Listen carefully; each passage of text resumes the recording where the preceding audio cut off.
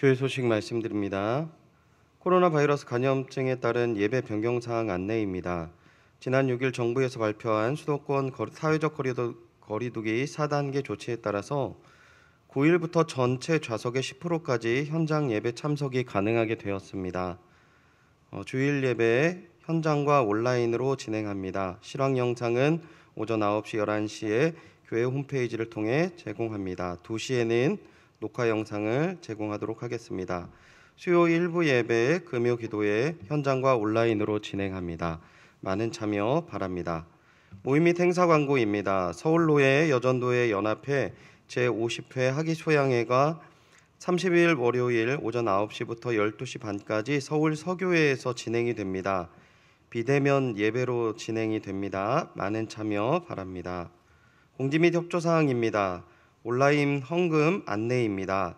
입금자명 표기 방법을 지난주에 소개해드렸는데요. 화면에 나가는 대로 본인 이름과 헌금 종류 그리고 그 내용들을 보내주시면 감사하겠습니다. 하반기 연희제자 훈련원 모집 안내입니다. 2021년 하반기 강의 신청을 9월 1일까지 받겠습니다. 교회에 전송된 문자를 링크하셔도 되고요. 주보에 QR코드를 스캔하셔도 됩니다. 로비에 비치된 그리고 오늘 주보에 삽지된 신청서를 작성해서 제출하셔도 됩니다. 그리고 그것도 어려우시면 담당 교육자들에게 직접 연락하셔도 신청이 가능합니다. 많은 신청 바라고요. 한 가지 변경사항이 있는데요. 기도학교 수강 시간이 변경되었습니다. 기도학교 수강은 화요일 오후 8시에 진행하도록 하겠습니다. 9월 7일에 개강하도록 하겠습니다. 다른 문의사항이 있으시면 전준표 목사님에게 문의해 주시면 되겠습니다. 전교인 천독 성경 읽기 마라톤 689번 권순희 집사님, 690번 박은도 권사님, 691번 김순수 성도님, 692번 김미경 집사님, 693번 강병선 집사님, 694번 김종순 권사님께서 해주셨습니다. 감사합니다. 수능일이 11월 18일 목요일입니다. 9월 10일부터 본격적으로 수시 모집이 진행이 됩니다.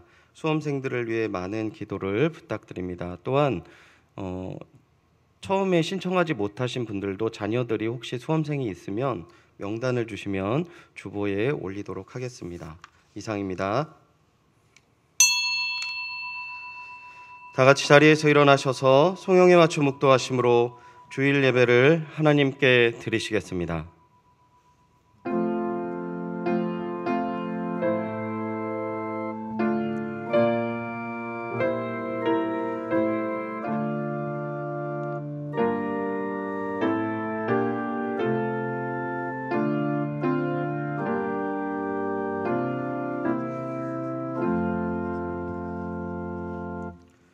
우리의 빛 되시고 구원 되신 주님, 주님께서 우리의 생명의 능력 되셔서 두려움 없는 삶을 주신 것 너무나도 감사드립니다. 주님이 주신 사랑 너무 크고 완전하지만 때때로 찾아오는 두려움과 핍박으로 인하여 믿음 없는 모습으로 살 때가 너무나도 많습니다. 주님, 이 시간 회개하며 소리를 내려 부르짖으오니 들으시고 저희를 긍휼히 여기사 응답하여 주옵소서. 오늘 주시는 말씀을 붙들고 주님의 때를 기다리게 하옵소서. 강하고 담대하게 주님의 때를 기다리게 하옵소서. 감사드리며 이 모든 말씀 예수님의 이름으로 기원하옵나이다. 아멘. 사도신경으로 신앙 고백하겠습니다. 전능하사 천지를 만드신 하나님 아버지를 내가 믿사오며 그 외아들 우리 주 예수 그리스도를 믿사오니 이는 성령으로 잉태하사 동정녀 마리아에게 나시고 본디오 빌라도에게 고난을 받으사 십자가에 못 박혀 죽으시고 장사한 지 사흘 만에 죽은 자 가운데서 다시 살아나시며 하늘에 오르사 전능하신 하나님 우편에 앉아 계시다가 저리로서 산자와 죽은 자를 심판하러 오시리라. 성령을 믿사오며 거룩한 공회와 성도가 서로 교통하는 것과 죄를 사하여 주시는 것과 몸이 다시 사는 것과 영원히 사는 것을 믿사옵나이다. 아멘. 자리에 앉아주시기 바랍니다. 찬송가 363장 내가 깊은 곳에서 다 함께 찬양 드리시겠습니다.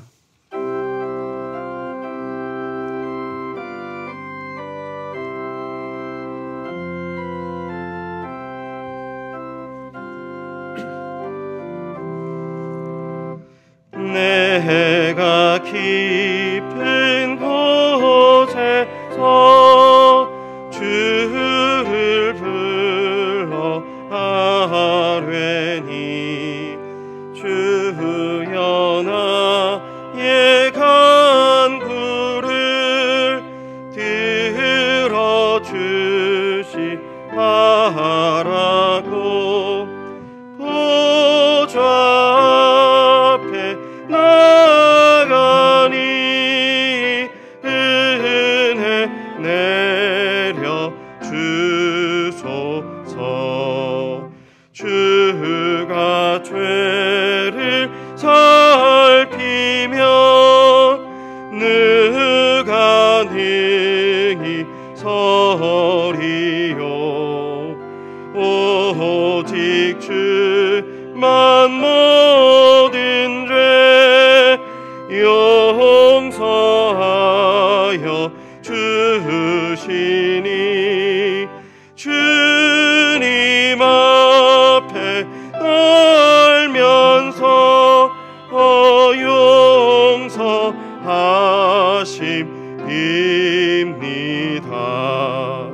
파수꾼이 새벽을 기다리고 바라듯 나의 영혼 주님만 간절하게 바라네. 이스라엘 백성아 주를 바라보아라. 주의 크신 은혜와 그의 능력 바라라. 주의 깊은 은총에 우리 구워 있으니 변함없는 주님만 믿고 기다릴지라.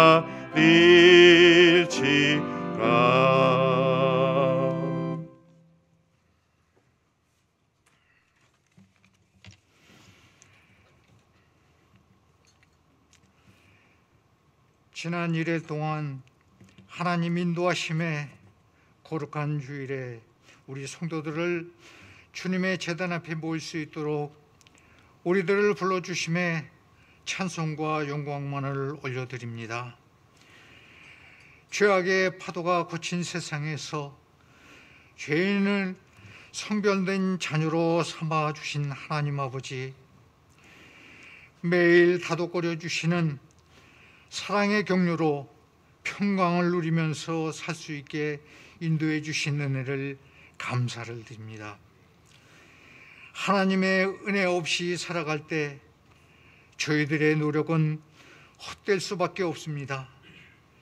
불신앙과 생활의 압박과 맞서 격렬하게 투정하는 저희 자녀들의 심령에 말씀의 청량제로 생기를 주옵소서.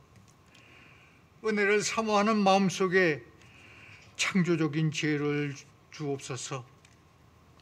그리하여 막히고 꼬인 문제가 또 풀어나갈 수 있는, 해결될 수 있는 실마리를 얻게 하시사 빛과 소망을 안고 돌아가게 하여 주옵소서. 갚을 수 없는 빚을 탕감받았지만 죄악으로 묻어진 심령이기에 또한 감사가 부족했습니다. 저희가 아꼈던 것들이 사라질 것임을 알았습니다. 하나님 나라에 하자는 것을 얻기 위해 사랑하는 이웃을 미워하며 다투며 살았습니다. 또 버려야 할 것을 계속 사랑하고 또한 있는 저희 우둔한 이 세상을 용서하여 주옵소서. 외적인 요소가 믿음을 방해하는 걸림돌이 아니라 영적 훈련에 게으르고 나태한 저희들 자신입니다. 주님의 뜻을 앞세우기보다는 저희들의 뜻을 또한 앞세우며 갈팡질팡하고 있습니다. 하나님의 뜻대로 산다고 결심하면서도 버리지 못한 욕심과 죽이지 못한 욕망 가운데 질서 없이 살았습니다. 세상 일에는 부지런하면서도 영적인 게으름과 나태함이 반복되는 또한 습관이 몸에 배어 있습니다. 동맥경화가 걸린 저희들의 영적 생활을 치유하여 주옵소서. 금이 가고 빛바란 믿음의 지성소를 회복하여 주옵소서. 코로나 바이러스로 어려운 일과 이 나라를 위해 모두가 기도하며 하나님의 뜻을 위해 전진하는 연유교회가 되게 하여 주옵소서. 오늘도 예배와 영상으로 드리는 모든 예배자 위에 하나님의 크신 축복이 넘쳐나기를 소망합니다. 하나님 아버지, 이 예배의 자리에 함께하고 싶지만 육신의 질병으로 병원과 요양 안에서 또한 가정에서 계시는 분들을 위로하여 주시고 주님 주시는 평안함으로 함께하여 주옵소서. 생명의 귀한 말씀을 전하여 주실 박지원 목사님, 성령의 강권적인 역사함으로 능력 있는 말씀 속에 함께하시어 온 교우들 아멘으로 화답하는 은혜로운 말씀으로 인도하여 주옵소서. 담임 목사님 가정을 지켜주시고 사모님과 어린 자녀들 건강하게 자라도록 성령 하나님 지켜주시길 원합니다. 오늘도 내일도 늘 우리와 함께 하시는 예수님 이름으로 기도함을 드립니다. 아멘.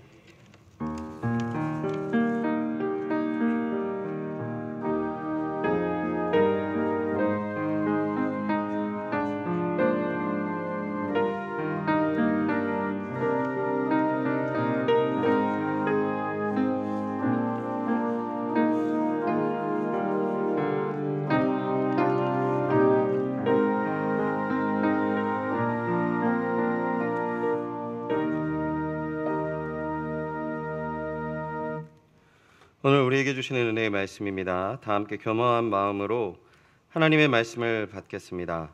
하나님의 말씀 야고보서 5장 13절부터 18절까지의 말씀입니다. 신약 성경 375면에 있습니다.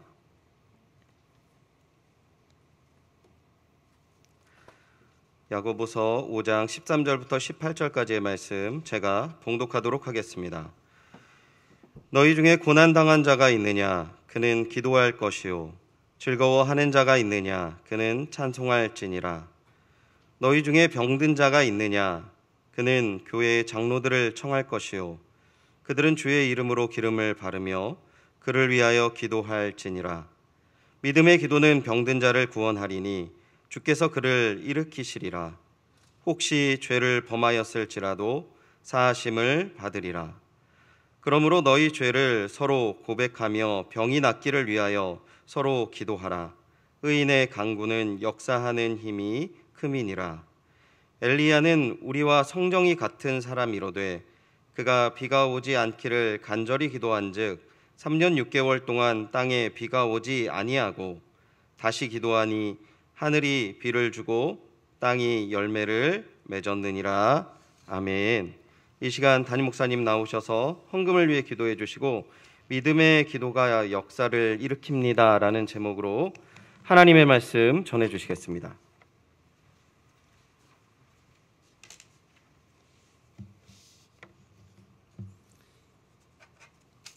감사의 제목 함께 나눕니다. 사랑의 하나님, 무사히 이사 잘 마치게 해주셔서 감사드립니다. 저희 가정의 새로운 환경에서 예배로 시작할 수 있게 해주셔서 감사드리며 앞으로도 하나님께 영광 돌리는 삶을 사는 가정으로 인도해 주시기를 기도드립니다. 하나님, 우리 안에 있는 모든 두려움과 불안을 이길 수 있는 용기와 담대함을 주시옵소서. 하나님, 막혀있는 안 풀리는 일들이 하나님 은혜 가운데 잘 풀리도록 은혜를 더하여 주시옵소서. 드린 예물 위해서 잠시 기도하도록 하겠습니다. 사랑의 하나님, 하나님 아버지께서 오늘도 하나님의 백성으로 우리의 삶을 인도하여 주셔서 오늘도 주님의 효력 있는 부르심으로 예배의 자리에 나와왔습니다. 주님, 예배의 자리에 또 빈손으로 오지 않고 하나님께 감사의 예물로, 또 선교로, 또 장학으로, 또 11조로, 또 구제로 각양각색의 아름다운 모습으로 하나님께 드린 귀한 예물, 하나님께서 기뻐 흠양하여 주시옵소서. 드린 손길들 하나님의 은혜가 풍성하게 더하게 하시며 생활의 어려움과 힘든 상황으로 인하여 예물 드리지 못하는 성도님들의 아픈 마음, 주님 아버지께서 특별히 위로하시고 긍휼을 더하여 주시옵소서. 예배의 시종을 주님께 의탁드리며 사랑이 많으신 예수님의 이름으로 기도드립니다. 아멘. 할렐루야. 오늘도 이렇게 주회전에서 함께 예배드리는 성도님들, 또 온라인으로 함께 예배드리고 있는 사랑하는 우리 연희의 성도님들을 주님의 이름으로 사랑하고 축복합니다. 날씨가 많이 선선해졌습니다. 7월과 8월 정말 더위를 이기지는 못하고 정말 견디느라 너무 고생 많으셨고요. 또 이제 환절기에 특별히 건강에 어려움 없으시도록 저희들도 함께 기도하도록 하겠습니다. 오늘 야고보서 5장 13절에서 18절 말씀 가지고 믿음의 기도가 역사를 일으킵니다 라는 하나님 말씀 함께 나누고자 합니다. 우리는 오늘을 포함하여 지난 5주간 야고보서를 통하여서 박해로 인해 흩어진 이들에게 필요한 것이 무엇인지 하나님께서 야고보의 입술을 통해서 하나하나 알려주는 필수품과 같은 말씀을 듣게 되었습니다. 야고보는 박해를 피해 흩어진 이들에게 말씀을 통해서 하나하나 권면했는데요. 우리 지난번에 나눠준 말씀들을 한번 이렇게 복기해 보면요. 야고보서 1장에서 시련을 견딜 수 있는 것은 시련 가운데 믿음과 지혜를 구하는 것이다 라고 야고보서 1장의 앞부분에서 우리가 함께 말씀을 나눴고요. 1장 뒷부분에서 그렇다면 믿음과 지혜를 구하는 데 있어서 제일 중요한 하나님 말씀을 듣는 것으로 그치지 않고 말씀을 들음과 행함에, 즉 경건의 균형을 갖추는 것이 중요하다라는 것을 1장 후반부를 통해서 보았습니다. 그리고 2장 초반에 하나님께서는 주 예수를 그리스도로 믿은 사람이라면 예수님께서 우리들에게 보여주신 그 사랑으로 차별하지 않는 사랑을 보여주는 것, 그것이 바로 세상과 구별된 자임을 우리는 함께 하나님 말씀을 통해서 알게 되었고요. 또 이제 그 주 안에서 온전한 자가 되기 위해 혀를 길들이는 자가 돼야 되는데 그것은 나의 훈련과 노력이 아닌 성령 하나님께서 내 마음의 주인이 되시래. 내 마음이 순결할 때 내 마음 안에서 올바른 것이 나간다라는 것을 하나님 말씀을 통해서 우리들이 함께 나눴습니다. 오늘은 야고보서의 마지막 장으로 믿음의 기도, 즉 역사를 일으키는 의인의 간구가 5장에 담겨져 있죠. 지난주까지 나눴던 말씀들은 다 이런 야고보가 하나님의 사람으로서 우리가 어떻게 살아야 되는지에 대한 구체적인 방법론에 대한 부분이었습니다. 시련이 찾아오며 믿음과 지혜를 구해야 한다. 말씀을 듣고 행하는 자가 진정한 경건의 균형, 균형의 영성을 갖춘 자이다. 그리고 예수 그리스도의 사랑으로 차별 없이 사랑하는 것, 그리고 혀를 길들이는 온전한 자가 되는 것. 어쩌면 우리는 방법은 잘 배웠습니다. 오늘 본문은 이 방법을 꿰는 마지막 실이 되는 말씀입니다. 야고보의 방점이며 그 방점은 바로 믿음의 기도라고 결론을 짓고 있습니다. 왜 야고보는 흩어진 이들의 필수품이 바로 믿음의 기도라고 얘기했을까요? 오늘 본문은 구술의 서말과도 같은 아주 좋은 구술들이 있어요. 어떻게 해야 되는지에 대한 방법들을 이제 믿음의 기도를 통해서 꿰는 말씀들을 함께 나눌 텐데요. 그 말씀을 나누기 전에 오늘 본문에서는 마지막 구술을 잘못 꿰는 예에 대해서 한 절을 얘기하고 있어요. 12절 말씀 우리 같이 한번 볼까요? 내 형제들아 무엇보다도 맹세하지 말지니 하늘로나 땅으로나 아무 다른 것으로 맹세하지 말고 오직 너희가 그렇다고 생각하는 것은 그렇다 하고 아니라고 생각하는 것은 아니라 하여 정죄받음을 면하라. 야고보서 5장의 앞부분은 인내를 말하고 있고요. 뒷부분은 믿음의 기도를 얘기하고 있거든요. 근데 그 앞부분과 뒷부분 중간에 끼어있는 딱 한 절이 맹세를 말합니다. 이 맹세는 우리가 종말의 때를 기다리는 자로서, 즉 흩어진 자로서, 박해를 피해 흩어진 이들이, 각자의 삶에서 신앙생활하는 이들이 주 안에서 인내하고 믿음의 기도를 해야 되는 데 있어서 가장 방해가 되는 것, 그리고 가장 쓰러지기 쉬운 것들 12절에 박아놓고 있습니다.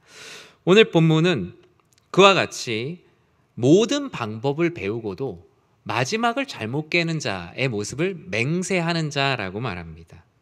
아무리 좋은 방법을 배웠어도 마지막을 잘못하게 되면 헛것이 되죠.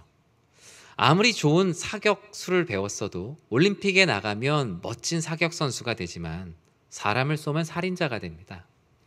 아무리 컴퓨터 공부를 많이 했어도 좋은 쪽으로 공부를 하는 프로그래머가 될 수도 있지만 이것을 범죄에 악용하는 악성 해커가 될 수가 있죠.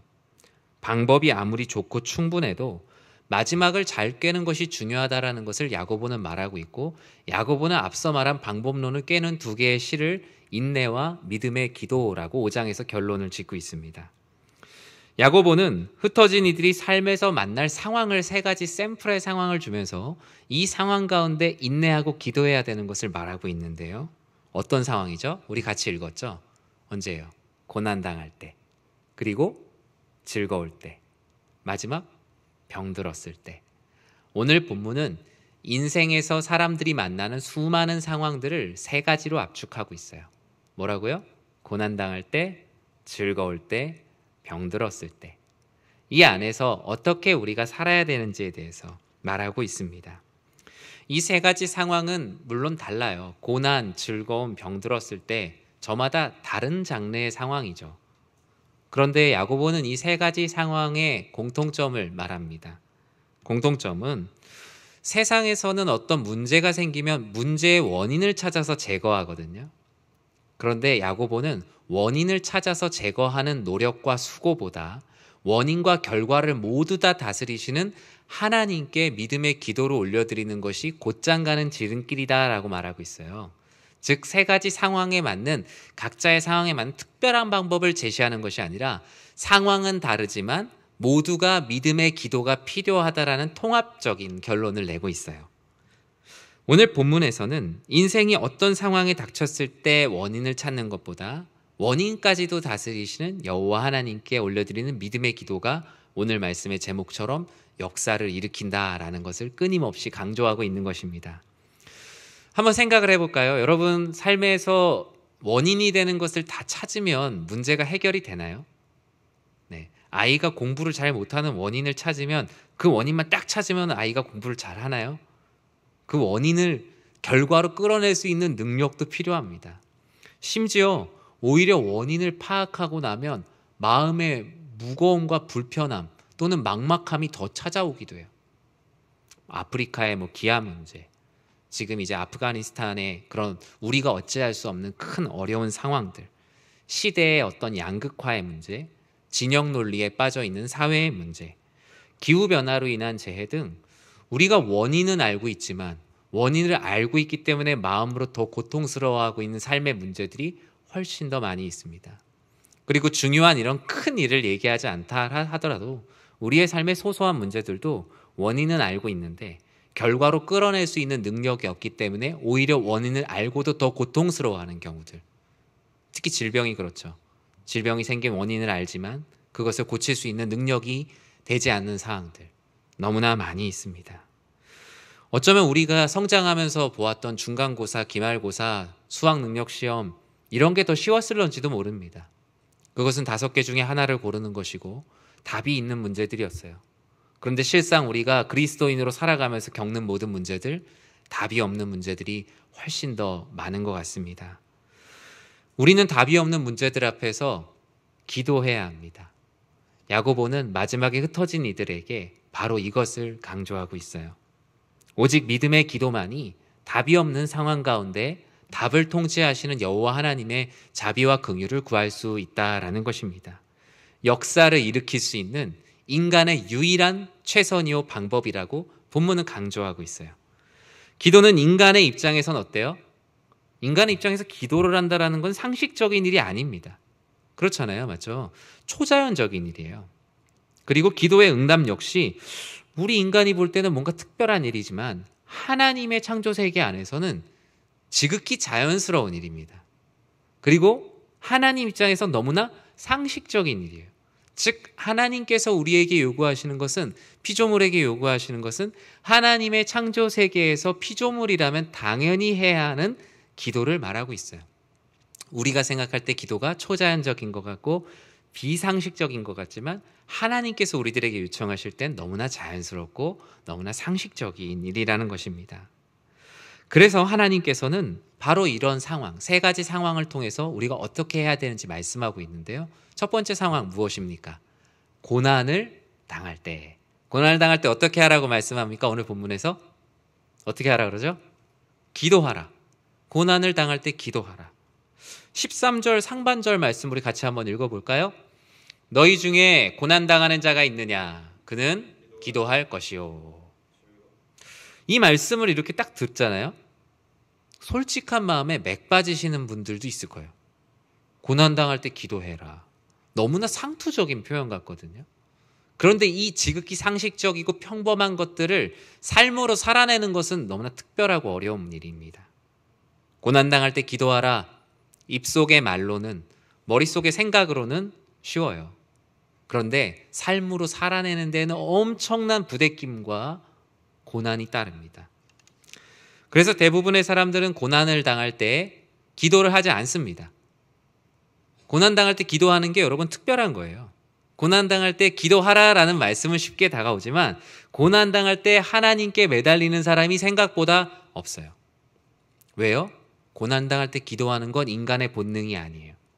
그냥 무언가 정확한 주체가 없이 막 떠드는 것은 할 수 있지만 성경에서 말하는 믿음의 기도를 하는 것은 절대 인간의 본능적인 행위가 아닙니다. 즉 하나님을 의지하면서 믿음의 기도를 하는 것, 고난 가운데 기도하라라는 건 엄청난 투쟁이요 영적인 전쟁이에요. 대부분의 사람들은 고난 가운데 자신이 믿었던 것이 무엇이었는지 드러납니다. 돈 때문에 문제가 생기면 어떻게 해요? 돈으로 해결하려고 합니다. 사람 때문에 문제가 생기면 사람으로 해결하려고 해요. 관계로 문제가 생기면 관계로 해결을 하려고 합니다. 힘으로 문제가 생기면 다른 힘을 빌려와서 힘으로 해결하려고 하는 게 사람이에요. 절대 사람은 고난 가운데 스스로 기도할 수 없는 존재입니다. 이렇게 결과에 대한 원인만 제거하면 모든 고난의 문제가 사라질 거라고 생각하는 착각, 그것이 바로 인간이 빠지게 되는 늪이에요. 저는 그것을 돌려막기의 늪이라고 말하고 싶습니다. 속칭. 여러분 돌려막기라는 말 아세요? 요즘 시대가 되게 부채가 되게 높아졌잖아요. 개인 부채가. 이 카드 값이 너무 많이 나오면 이 카드로 또 대출을 받아서 또 이 카드에 결제를 하고 서로가 계속 막다 보면 사실은 엄청나게 부채가 커지는 거죠. 이걸 이제 돌려막기라고 말합니다. 그런데 고난 가운데 하나님께 기도하지 않고 고난이 해결되는 그런 순간순간이 바로 이렇게 카드를 돌려막는 것과 같다라고 저는 생각을 해요. 왜 그렇죠? 하나님 아버지께서는 고난 가운데 기도하지 않고 고난이 지나간 것은 실제로 고난이 해결된 것이 아니에요. 해결되지 않은 채 부채로 쌓여 있어요. 오직 그 가운데서 벗어날 수 있는 건 성경에선 하나님께 그 고난을 해결해 달라고 올려드리는 믿음의 기도만이 그 고난을 해결해 줄 수 있다라고 성경은 말씀하고 있기 때문입니다. 이 돌려막기의 늪에서 벗어난 한 사람의 간증이 있어요. 바로 바울이죠. 바울은 이 늪에서 빠져나올 수 있는 유일한 방법은 믿음의 기도라고 말하고 있어요. 빌립보서 4장에서 그렇게 얘기하잖아요. 나는 비천에 처할 줄도 알고 풍부에 처할 줄도 알아. 모든 일, 곧 배부름과 배고픔과 풍부와 궁핍에도 처할 줄 아는 일체의 비결을 배웠노라. 바울은 그리스도 예수를 알기 전엔 이런 돌려막기의 늪과 같은 소용돌이에서 벗어나지 못했어요. 자기의 의가 강하였고 인생의 문제도 스스로 해결하려고 했던 사람이었어요. 하지만 다메섹 도상으로 가던 길에 그리스도 예수를 주로 만나고 나서 그의 삶은 변화되었어요.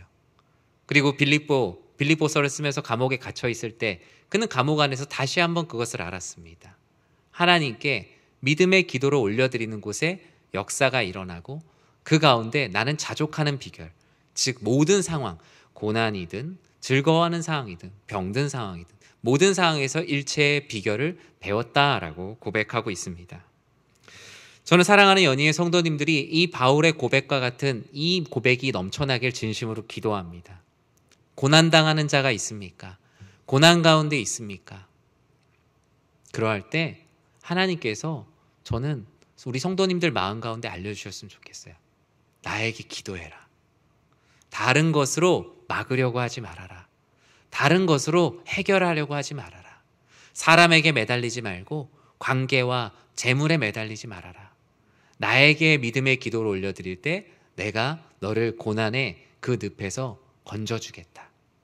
이러한 하나님의 음성이 들려오는 삶을 살아내시길, 그 자리에서 믿음의 기도를 올려드리시는 귀한 성도님들이 되시기를 진심으로 기도합니다. 하나님께서는 고난뿐만이 아니라 같은 절 안에 전혀 상반되는 상황을 얘기하고 있어요. 어떤 상황이에요? 즐거울 때 얘기해요. 즐거울 때 어떻게 하래요? 찬송하라 라고 말씀합니다. 13절 하반절을 한번 읽어볼게요. 즐거워하는 자가 있느냐 그는 찬송할지니라. 같은 13절 안에 상반된 이야기가 담겨 있어요. 절 구분도 안 되고 13절 안에 고난당하는 자와 즐거워하는 자의 이야기가 같이 담겨 있습니다. 고난당할 때 기도하라고 하셨는데 즐겁고 행복할 때 어떻게 하라고요? 찬송하라라고 말씀하십니다. 다른 것 같지만 같아요. 여기서 찬송하라라는 것은 단순히 그냥 우리 찬송가에 있는 찬송 부르라는 게 아니라 지금 나에게 즐거움을 주시니 내 삶을 이렇게 행복하게 풍요롭게 하시니 그분을 기억하는 거예요. 즉 믿음의 기도를 올려드리는 것과 동일한 말씀이다라고 할 수 있습니다. 이 즐거움, 이 풍요로움이 나로부터 온 것이 아니라 오직 아버지 하나님께로부터 왔다라는 것을 감사하는 마음으로 올려드리는 믿음의 기도, 그 믿음의 기도가 바로 찬송이 되는 것입니다. 바울은 일체의 비결을 어디서 배웠대요? 아까 빌립보서 4장 12절 읽었잖아요. 보통 어떤 엄청난 교훈을 되게 가난하고 힘들고 엄청 고생하면서 다 배운다고 생각하잖아요. 근데 바울은 조금 다르게 얘기했어요. 뭐라 그랬어요? 바울은 비천함과 가난과 궁핍과 배고픔 가운데서만 일체의 비결을 배운 게 아니라요, 풍부함과 풍성함과 배부름 가운데서도 일체의 비결을 배웠대요. 즉 성경은 가난한 자, 부한 자 이런 이분법적인 논리가 되어 있는 것도 아니고요, 가난한 사람이 하나님 더 잘 믿고 부자가 뭐 나쁜 사람 이런 이분법적인 말씀이 아니에요. 모두가 다 지금 현재 상황 가운데 하나님을 잊지 않고 믿음의 기도로 올려드려야 한다라는 일체의 비결을 배워야 한다는 거예요. 저는 약 15년 정도 사역을 했어요. 교육전도사 때부터. 그런데 그럴 때마다 가장 깊이 느꼈던 것은 무엇이냐면요, 가난한이나 부유한이나 모두에게 그리스도 예수가 필요하다는 거였어요. 보통 보면 가난한 분들에게 예수님의 은혜와 사랑, 자비가 더 필요하다 막 이렇게 생각을 우리 머릿속에 그렇게 하잖아요. 그리고 뭔가 삶이 풍요롭고 이런 사람은 뭔가 베푸는 쪽으로만 생각을 하지만 모두에게 그리스도의 자비와 긍휼이 필요해요. 제가 직전 교회에서 교구 사역을 할 때 제가 담당하는 그 교구 자체가 지역별로 이렇게 나누다 보니까 상당히 부유한 교구였어요. 기본적으로 뭐 집 한 채가 10몇 억 이상씩 하는, 기본적으로 다 부유한 사람들의 삶이었어요. 처음에 이제 신방을 하고 이러면서 이분들의 삶의 어려움은 무엇일까? 무언가 일단 경제적인 가난에서는 해결이 된 것 같은데, 그런데 신방을 가보면 말씀을 전하면 다 눈물을 흘리세요. 고민이 많고 삶의 걱정이 많고 여전히 하나님의 사람으로 살아내고자 하는 열정과 사랑이 있어요. 저는 그때 느꼈어요. 아, 이게 사람이 생각이구나. 무언가 고난당할 때만 믿음의 기도가 필요하다고 생각하는데 정말 삶에서의 경제적인 부분들이 삶이 평안하다고 생각할 때도 하나님을 잊지 않고 찬송하도록 발버둥 쳐야 되는 게 바로 우리의 인생이구나. 우리는 고난과 즐거움으로 우리의 삶을 구분해 놨는데 하나님께서는 야고보를 통해서 마치 13절 한 절에 그 두 가지 상황을 다 붙여놨어요. 우리가 볼 때는 다른 상황인데 하나님이 볼 때는 상황의 다름은 그렇게 중요하지 않은 거예요. 그래서 한 절에 모아놓은 것 같아요. 고난을 당하든 즐거운 자든 나를 기억하라고. 어떤 순간에든 나를 기억하고 하나님께 믿음의 기도로 찬송으로 올려드리라 라고 말씀합니다. 즉 즐거워하는 가운데 찬송하지 않는다라는 것은 즐거움 자체를 내가 획득했다고 생각하고 즐거움의 쾌락이 주는 그 자체에 빠져있는, 그것이 가장 큰 문제인데 야고보는 흩어진 이들, 이 백성들에게 이것을 경계했던 거예요. 평안하다고 할 때 그 평안 자체에 빠져있는 거. 그리고 이것을 주신 이가 하나님이 아니라 내가 획득했다고 생각하는 교만에 빠지는 것이 얼마나 무서운지를 말씀하고 있어요. 5절에서 이렇게 말합니다. 5절 같이 한번 읽어볼까요? 너희가 땅에서 사치하고 방종하여 사륙의 날에 너희 마음을 살찌게 하였도다. 야고보서 5장에 이렇게 무서운 말씀이 쓰여져 있습니다. 이것은 단순히 부유한 사람을 질책하는 단편적인 말씀이 아니에요. 뭐예요? 즐거움 자체에 빠져 있거나 아니면 지금 현재 고난 가운데 있지만 그냥 쾌락을 추구하는 잠재적인 풍부함, 잠재적인 부유함을 가지려고 하는 사람. 그러니까 가난하다 부자가 중요한 게 아니라 지금 부자이면서 부유함을 막 지키려고 하는 사람이나 내가 가난하면서 어떻게든 막 부유하려고 거기에만 집착하는 사람이나 하나님이 볼 땐 다 똑같이 재물에 집착하는 사람이라는 거예요. 우리가 볼 때는 가난한 사람, 부유한 사람으로 나눴지만 하나님께서 말씀하세요. 땅에서 사치하고 방종하는 것, 이거 부유한 사람에게만 해당하는 게 아니라 모두에게 해당하는 거예요. 내가 지금 삶이 어려운데 내가 계속 재물에 집착하고 있으면 내가 땅에서 사치하고 방종하는 거예요. 여기서 얘기하는 사륙의 날이 무엇이냐? 이것은 바로 심판의 날이에요. 심판의 날에 하나님께서 그 모습을 보면서 뭐라고 얘기해요? 아주 시적인 표현을 씁니다. 너희 마음에 살이 쪘다. 너희 마음이 영적인 게으름으로 인해서 살이 쪘다라고 말합니다. 세상 쾌락을 찬양하거나 하나님께서 주신 풍요함임에도 불구하고 그 즐거움이 내 노력으로 왔다라고 생각하는 것. 그런 모든 것들이 바로 마음이 살찐 자의 모습이다라고 성경은 말하고 있어요. 사랑하는 연희의 성도 여러분, 혹시나 우리의 마음이 영적인 방종과 또는 내 삶에 내가 얻게 된 풍성함이 내가 노력하여서 얻게 되었다고 생각하고 있지 않습니까? 그럼 내 마음이 살찌고 있는 거예요. 하나님 아버지 앞에 내 마음을 연단하고 내 마음을 경건에 이르도록 끊임없이 연습해야 합니다. 그러할 때 우리의 삶이 가난하든 부하든 고난이 있든 즐거워하든 믿음의 기도로 찬송으로 올려드릴 수 있는 거예요. 저는 사랑하는 우리 성도님들이 그와 같은 삶을 살아내시기를 진심으로 간절히 축원합니다. 하나님께서는 이제 세 번째 상황을 말씀하고 있어요. 상황이 좋지 않습니다. 병들었을 때. 여러분 크고 작은 병들을 경험해 보셨을 거예요. 우리 사랑하는 우리 성도님들, 우리 교우들도 오랫동안 병들어 계시는 성도님들 많이 계시죠.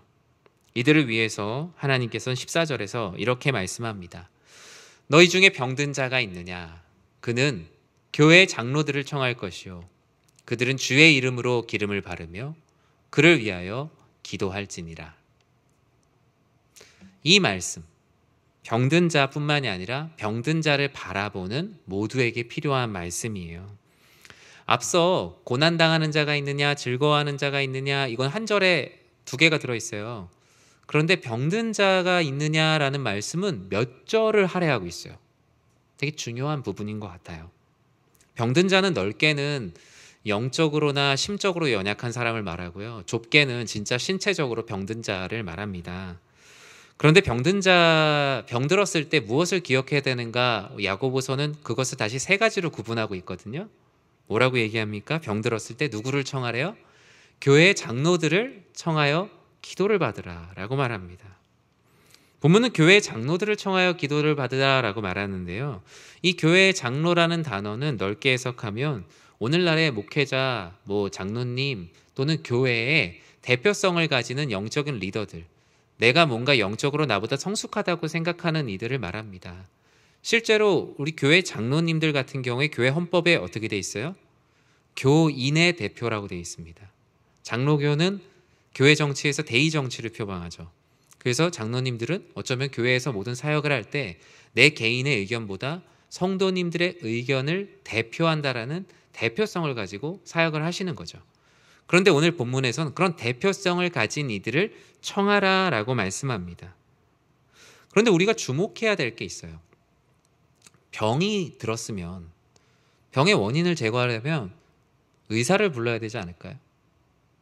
오늘 본문에서는 직접적으로 그 시대가 말하는 원인을 제거하기보다 더 초월적인 방법을 말하고 있어요. 그 무엇보다 확실한 건 교회의 장로님들을 불러서 기도를 청하라라고 말하는데, 이 교회 장로님으로 얘기하는 이 단어, 목회자, 장로님, 교인을 대표하는 분들의 대부분은 의학적인 지식이나 치료를 직접적으로 할 수 있는 능력이 없다라는 건 확실합니다. 저도 없어요.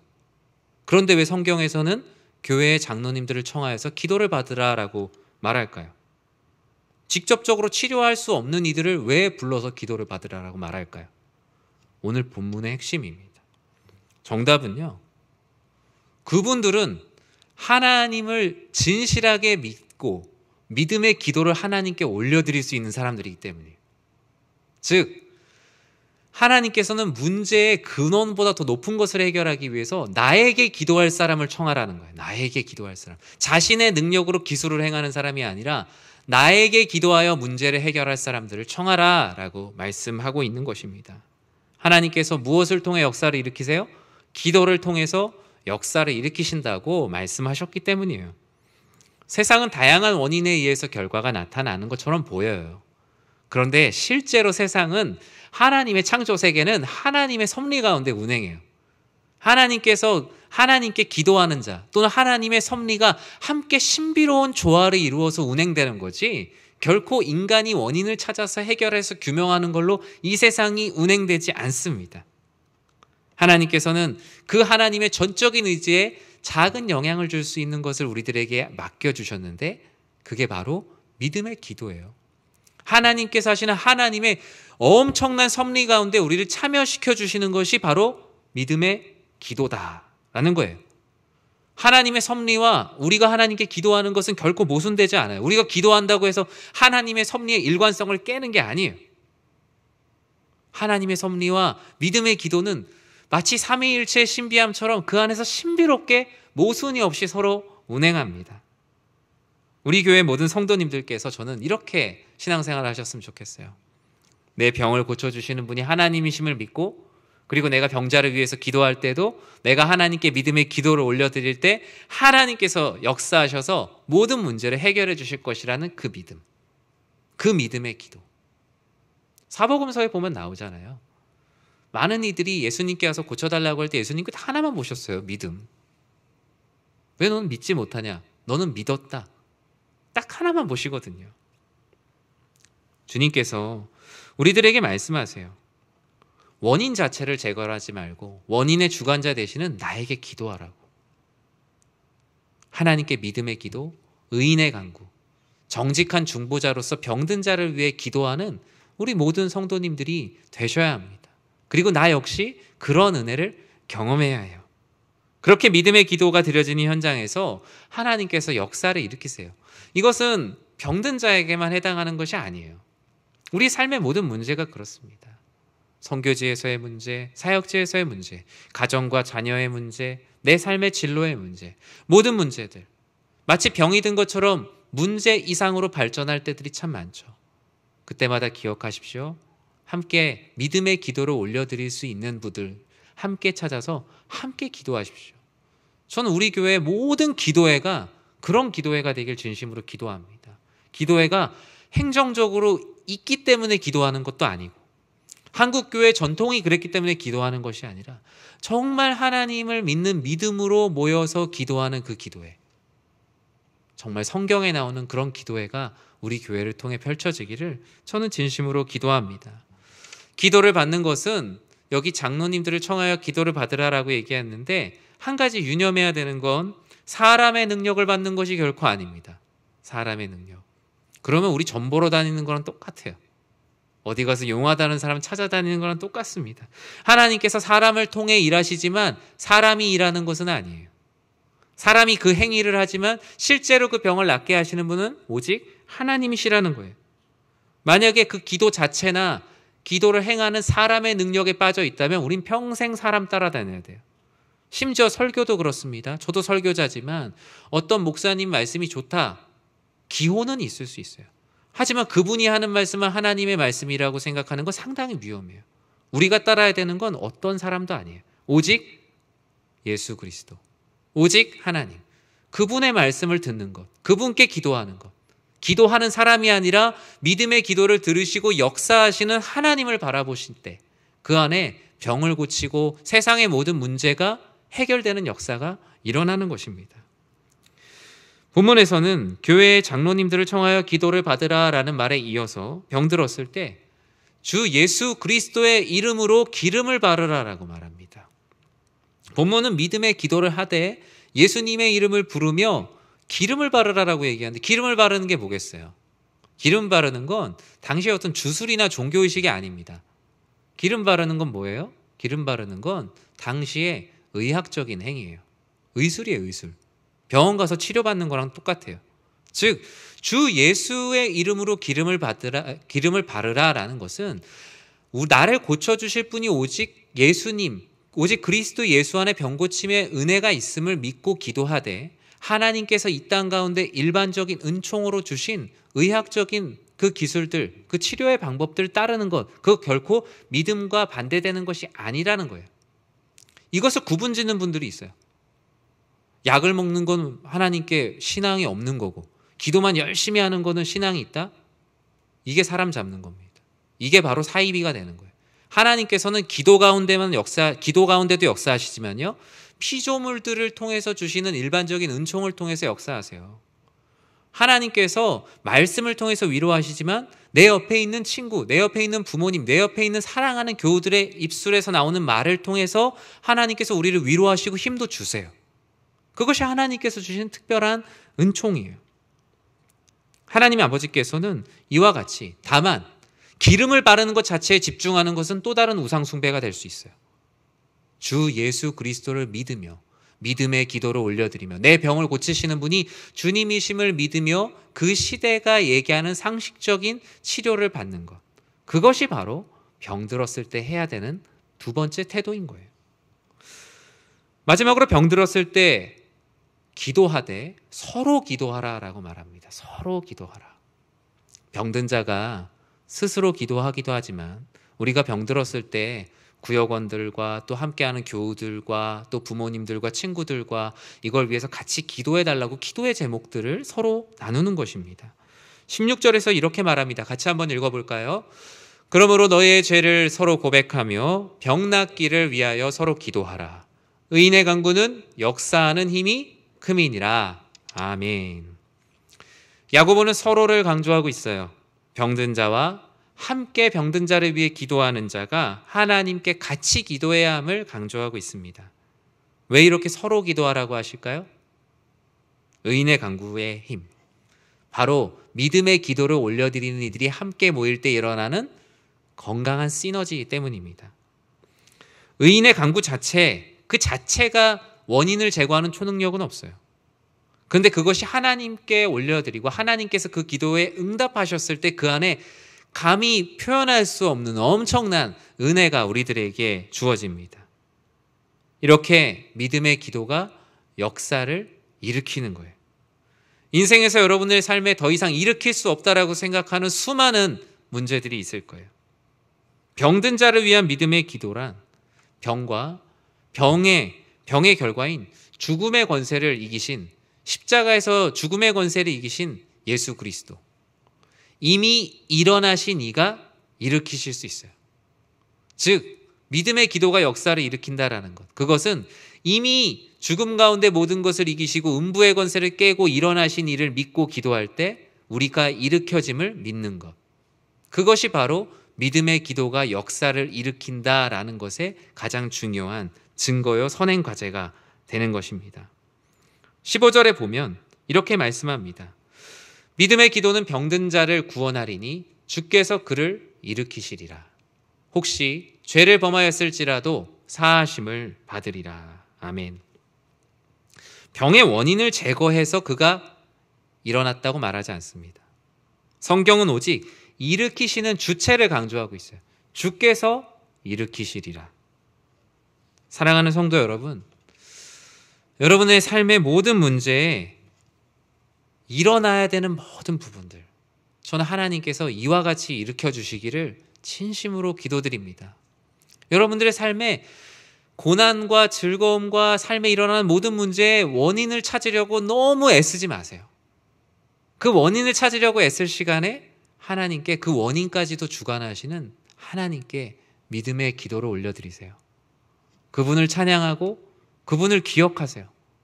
그러면 하나님께서 내가 찾지 못했던 원인까지도 다 해결해 주시고 하나님께서 기뻐하시는 결과를 주세요. 그게 믿음의 기도를 통해 일어나는 거지, 내가 그 고난을 스스로 해결하고 즐거움도 스스로 지켜내려고 하고 병든 것도 스스로 나아보려고 하면요, 아까 얘기한 대로 돌려막기 인생이에요. 또 막아야 돼요. 또 내가 해결해야 돼요. 그럼 어때요? 지쳐요.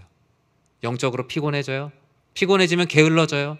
하나님을 기억하기가 어려워져요. 그렇게 점점 하나님으로부터 떠나게 되는 거예요. 우리의 최선은 현재의 자리에서 하나님께 믿음의 기도를 올려드리는 거예요. 그럼에도 불구하고 15절에서는 혹시라는 단어를 쓰고 있어요. 혹시. 왜 그러죠? 당시에 중병의 원인을 사람들이 뭐라고 생각했어요? 죄가 있다고 생각했어요. 성경에도 그렇게 많이 얘기하잖아요. 저 사람이 안진뱅이다 그러면 저 사람은 뭐 부모님의 죄 때문에 안진뱅입니까? 뭐 이렇게 얘기하는 말씀들도 있죠. 그리고 심지어 2000년이 지난 지금도 뭔가 이게 병에 걸리면 어떤 사람들이 뭐 예전에 무슨 뭐 가문에 죄가 있어서 아니야? 이렇게 말하는 분들도 지금도 있습니다. 그럼 당시에는 도대체 어땠겠습니까? 실제로 성경에서도 병이 죄로 인해서 생기는 일들은 있었죠. 미리암이 뭐 나병에 걸리거나 하나님 말씀에 순종하지 않아서 다수의 백성들이 전염병에 걸리거나 목숨을 잃는 등 수많은 사건들 가운데 하나님께서 그들의 죄를 병으로 치셨던 일들은 있었습니다. 그러나 모든 병이 죄로 인해서 생기는 것은 아닙니다. 근데 이 본문을 통해서 주님께서 말씀하시고자 하는 것은 무엇입니까? 죄를 통해서 병에 걸리게 하시는 분도 하나님의 능력이고, 그러기에 이미 너희가 생각할 때는 죄로 인해서 걸렸다라는 병도 하나님께서 다 주관하시는 거니까 너희는 하나님께 기도하라는 거예요. 병이 죄로 인해서 걸렸다고 혹시 너희가 생각한다 할지라도 하나님께 믿음의 기도를 올려드리면 병이든 죄든 모든 것을 주관하시는 분이 하나님이시니 하나님께 기도해라. 믿음의 기도가 병든 자를 구원한다라는 것이 바로 이 말씀의 증거로 나와 있는 것입니다. 그래서 본문의 야고보는 한 예를 드는데, 구약에 있는 메시지를 들었던 유대인들에게는 우상과도 같은 존재인 엘리야를 예를 들어요. 근데 엘리야를 소개할 때 엘리야가 엄청 대단한 사람으로 소개하지 않고 성경에서 뭐라고 소개합니까? 야고보서에서 그 사람 우리랑 같은 사람이라고. 우리랑 성정이 같은 사람이다. 즉 엘리야가 죽지 않고 하늘로 올라간 것, 그리고 그가 행했던 모든 기적들, 오늘 본문에서는 기적을 한 가지 얘기하죠. 3년 6개월 동안 기도하니까 비가 오지 않게 하는 초자연적인 역사를 일으켰죠. 그리고 다시 기도하니까 또 비가 오기도 했죠. 그런데 이런 거 엘리야가 특별해서가 아니다. 엘리야가 특별한 게 아니라 엘리야가 믿음의 기도를 올려드린 거다. 그리고 그 믿음의 기도를 듣고 행하신 이가 특별한 것이다. 엘리야는 우리와 성정이 같으니요, 그는 메시아가 아니라고. 확실하게 선을 그으며 오직 그리스도 예수만이 우리가 믿어야 될 분임을 말하고 있어요. 즉 보통 사람 어느 누구나 엘리야와 같은 역사를 일으킬 수 있다라는 거예요. 단 믿음의 기도, 여호와 하나님을 찬송하고 그분을 잊지 않을 때 우리의 삶에도 이와 같은 놀라운 역사가 일어날 수 있는 것입니다. 말씀을 맺습니다. 믿음의 기도가 우리 사랑하는 성도님들을 일으킬 수 있는 유일한 방법이에요. 어쩌면 이 말씀은 앞뒤를 다 자르면 매우 되게 폭력적인 말씀으로 들릴 수도 있습니다. 고난에 빠져 있는 성도님께 성도님 기도하셔야 됩니다. 마음이 영그러 있지 않을 때 이 말이 때로 상처가 될 수도 있습니다. 그러나 저는 말씀대로 권면합니다. 하나님께서 결국에 우리의 돌려막는 인생 가운데 해결해 줄 수 있는 유일한 방법, 유일한 탈출구가 바로 믿음의 기도다라고 말씀하고 있어요. 여러분들의 삶은 어떠십니까? 고난 가운데 빠져 있진 않습니까? 또는 고난을 내 스스로 다른 돌을 계속 개어서 막으려고 하고 있지 않습니까? 아니면 고난이 계속 반복되다 보니 그냥 내 인생이라고 생각하고 엎드려져서 일어날 힘을 전혀 갖고 있진 않습니까? 또는 앞서 말한 대로 고난 자체를 묵상하거나 아니면 원인만 찾으려고 혈안이 되어서 내 인생의 모든 시간을 허비하고 있진 않습니까? 하나님께서 말씀하십니다. 그 자리에서 믿음의 기도, 의인의 간구를 올려드리라. 그 안에 역사하는 힘이 크다 말씀하십니다. 삶이 너무나 평안하십니까? 삶에 특별한 문제가 없어서 모든 하는 일들이 잘 돼서 아주 잘 지내고 혹시 계시진 않습니까? 그렇다면 그 즐거움 가운데 이 즐거움을 주신 이가 하나님임을 절대로 잊지 마십시오. 신명기 8장에서도 말씀하잖아요. 내가 너희에게 너무나 많은 복을 주는데 한 가지 걱정되는 건 내가 이렇게 많은 복을 줘서 너희가 나를 잊어버릴까 봐 그게 조금 염려가 된다. 하나님께서 하나님 말씀 가운데도 그렇게 써놓으셨잖아요. 즐거운 가운데 주 여호와 하나님을 기뻐하고 그분을 찬송하는 것을 잊지 않고 하나님께 믿음과 감사의 기도를 올려드리시기 바랍니다. 혹시 병들어 계십니까? 아니면 삶의 여러 가지 상황들이 병들어 있는 것처럼 모든 문제가 너무나 힘든 문제가 되어서 스스로 해결할 수 없는 중병과 같은 문제에 빠져 있지 않으십니까? 하나님을 원망하지 마십시오. 다른 이에게 맹세하지 말고 스스로에게 맹세하지도 마십시오. 거짓 교훈에도 빠지지 마시고 사랑하는 교우들에게 기도를 부탁하시고 스스로 기도하십시오. 서로 기도하시고 함께 기도하며 이 문제를 해결해 나가셔야 합니다. 왜 그렇죠? 하나님께서 그 의인의 간구 가운데 엄청나게 큰 역사를 숨겨 놓으셨거든요. 교회를 위해서 기도할 때도 그렇게 기도해 주세요. 우리 교회를 향한 믿음의 기도가 필요할 때입니다. 어쩌면 교회를 향한 걱정과 염려보다 우리에게 하나님께서 원하시는 건 단 한마디의 믿음의 기도, 또 공동체가 함께 모여서 기도하는 그 시간을 너무나 간절히 원하십니다. 우리들은 능력이 없습니다. 우리가 기도를 부탁하는 이에게도 능력은 없지만 그들이 함께 기도할 때 하나님께서 그 가운데 능력을 부어주시고 크신 역사를 일으키실 것입니다. 병든 자를 일으키며 가난한 자가 부하게 하시며 우울하고 슬퍼하는 자를 일으키고도 남을 만한 놀라운 힘이 하나님께 있습니다. 그러한 비전과 그러한 믿음을 가지고 이 믿음의 기도가 내 인생의 모든 것을 일으킬 것을 믿는 마음으로 나아가는 사랑하는 연희의 모든 성도님들이 되시기를 진심으로 간절히 축원합니다. 잠시 기도하겠습니다. 사랑의 하나님, 하나님께서 친히 역사하시어 오늘 우리들에게 말씀하십니다. 나에게 믿음의 기도를 올려드리라. 의인의 간구는 역사하는 힘이 크니 내가 너희에게 놀랍고 하나님 안에서 내가 너희에게 줄 수 있는 가장 큰 일을 행하시겠다라고 말씀하십니다.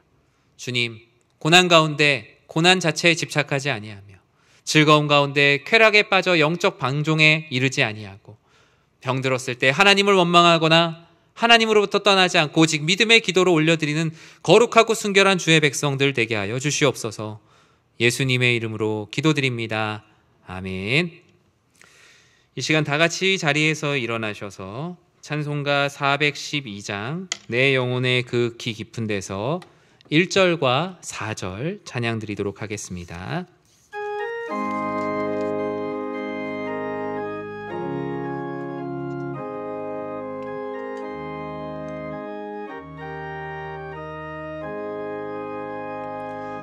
내 영혼의 깊이 깊은 데서 맑은 가락이 울려나네. 하늘 곡조가 언제나 흘러나와 내 영혼을 고이 싸네. 평화 평화로다 하늘 위에서 내려오네. 그 사랑의 물결이 영원토록 내 영혼을 덮으소서. 이 땅 위에 험한 길 가는 동안 참된 평화가 어디 있나. 우리 모두 다 예수를 친구 삼아 참 평화를 누리겠네. 평화 평화로다 하늘 위에서 내려오네. 그 사랑의 물결이 영원토록 내 영혼을 덮으소서.